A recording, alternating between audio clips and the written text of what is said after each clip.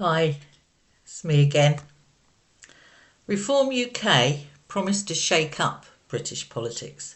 A People's Party, a real alternative to Conservatives and Labour. But now, with internal chaos, key people walking away, shifting positions, and the latest high profile Tory defections, voters are asking questions. Is Reform still the party of change, or just another letdown? Are they still for the people, or just another party for the establishment? Reform UK or Tory too? Today I'm breaking down what's really going on, and at the end I'll share my view and how I think we should approach the upcoming local elections. And I also look at the elephant in the room. If not reform, then who? Reform UK began as a rebellion, a movement built on frustration with the political establishment. Founded by Nigel Farage, it positioned itself as a voice of the people who felt ignored. It presented itself as tough on immigration, patriotic, anti-woke, and a real alternative to the uni-party establishment. In short, they gave us hope. Momentum grew quickly, polling surged, and millions voted for them. But then, well, things happened. Quite early on, Ben Habib, co-deputy leader, walked away. He had pushed for internal democracy, giving members real control over decisions. He welcomed some reforms, but said they didn't go far enough. Eventually, Ben left entirely, arguing that reform had become too centralised and too top-down. Farage dismissed his exit as a champagne moment, but for many supporters it was a warning sign. Then the MP for Great Yarmouth, Rupert Lowe, one of Reform's earliest MPs, was suspended and even reported to the police in March 2025. Zia Youssef, a party donor who had become the party's chairman, made allegations against Lowe. Reform accused Lowe of threats and derogatory remarks, and Lowe denied everything, calling the claims vexatious and politically motivated. All police action against Lowe was dropped. He said he was punished for questioning Nigel Farage's leadership and challenging the party's direction on immigration. That this could happen to Lowe, a very popular figure, raised a serious question. Was Reform UK intolerant of internal criticism? And were they capable of playing dirty? Then came questions about Reform's loyalties and policies. Nigel Farage is known for bold statements, but also for adjusting his tone when political pressure builds. This isn't unusual in politics, but it does raise questions about Reform's consistency. Farage had long pushed for tough immigration policies, but when proposals like abolishing indefinite leave to remain sparked backlash, his tone softened, reframing it as a conversation starter. Reform also promised sweeping tax cuts, including raising the personal tax-free allowance to £20,000 a year.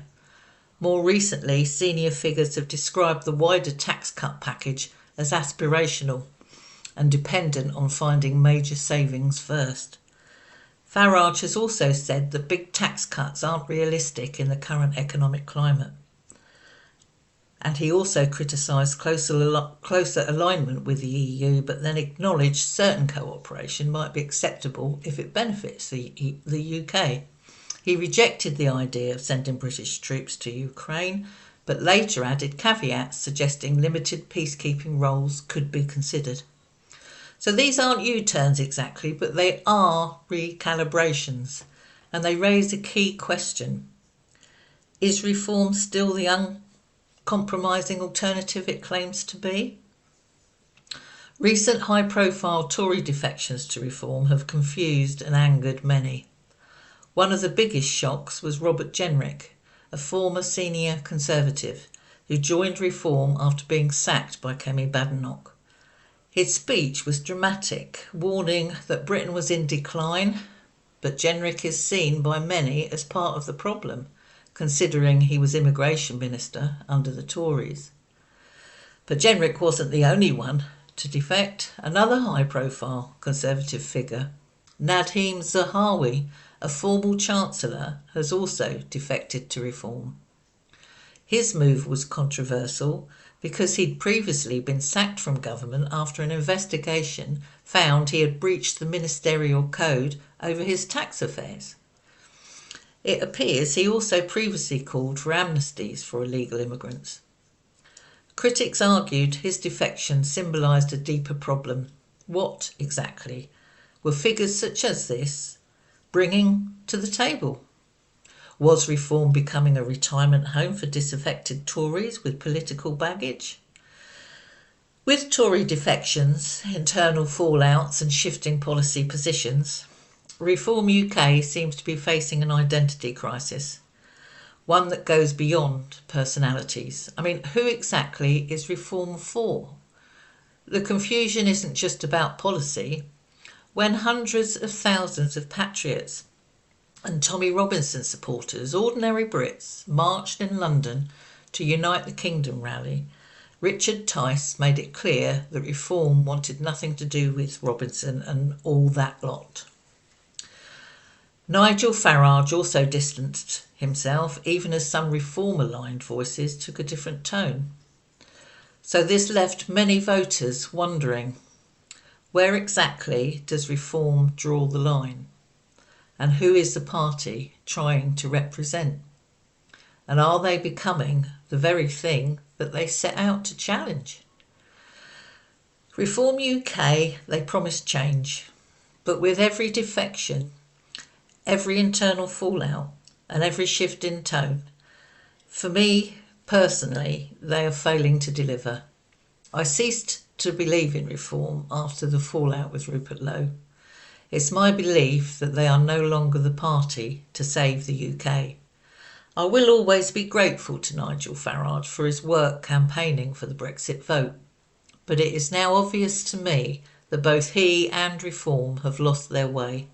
I feel incredibly sorry for Reform supporters, particularly those at grassroots level, because I know that they want the same as I do. I know that they wanted a strong party for the people that would stop the decline of our country. But Reform is no longer that party. Those at the top have let them down. In my opinion, the new party set up by Ben Habib, Advance UK, is our greatest hope, and I'll talk more about them in future videos. But it's early days for Advance, and they haven't yet had time to make an impact at the local council elections to be held in May. So we may have to accept that Reform UK may be our best option to vote for at this time. Hopefully it will be a very different story by the time of the general election. Please tell me your view in the comments. Next time I'll be talking about the globalist elite and the Fabian Society, so please join me and subscribe. And don't forget, you're not alone. Bye for now.